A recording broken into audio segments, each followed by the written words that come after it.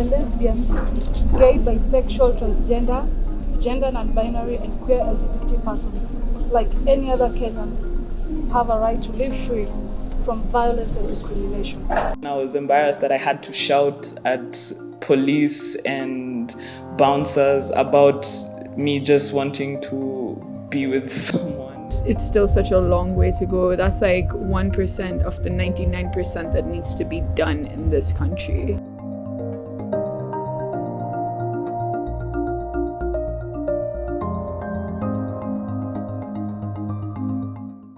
On 24th May, the Kenyan High Court missed a golden opportunity to protect the human rights of all its citizens.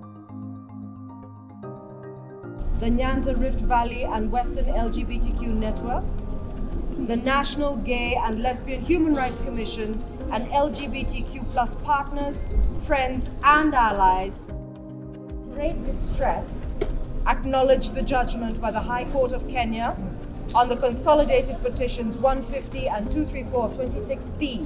While it is not illegal to be homosexual in Kenya, sections 162A and C says that any person who has carnal knowledge against the order of nature or permits a person to have carnal knowledge against the order of nature against them has committed a crime.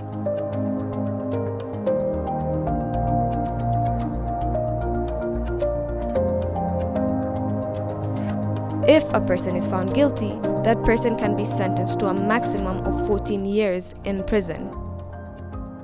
Queerness is loved and accepted in so many countries across the world. It was disappointing to know that we're still set back on getting hung up on the fact that people want to just love who they love. Something I consider to just be myself and not, like, it's not something I try to be, is sort of offensive to other people, and they want me to burn in hell. I wasn't surprised. That's why I didn't even check Twitter the whole day, because I was expecting that.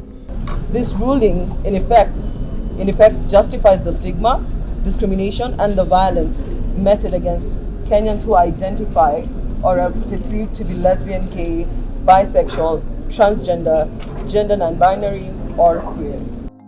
I study law, so there's two ways of looking at it. It's from a legal perspective, and then there's a social perspective, which includes personal views and just which come from the environment around you. This is an issue of society, of our own base as a culture, as a people, regardless of which community you come from. From a legal perspective, it is evidently against the Constitution, but there are so many things that are contradictory of the Constitution.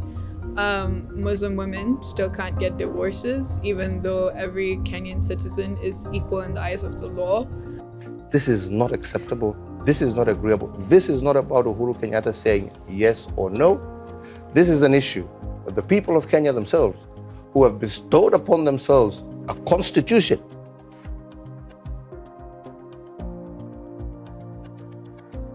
After the court ruling, somehow I still felt safe because there were so many more queer people out and expressing the fact that we want to be out and be in love with the people who we want to love and be ourselves, because queerness isn't just about sex.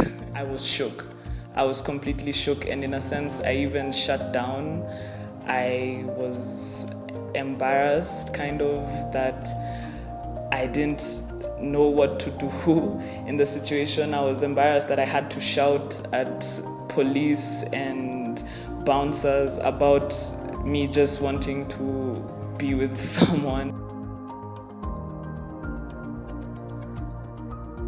But that said, I also gained a lot of support from the queer community, and now I can actually say that I'm proudly queer, and like I couldn't do that before, and I hadn't really felt that I belonged. But now that I was able to talk to all these people and interact in different safe spaces, like, yeah, I'm proud of who I am and I'm happy. I wouldn't change what happened for anything.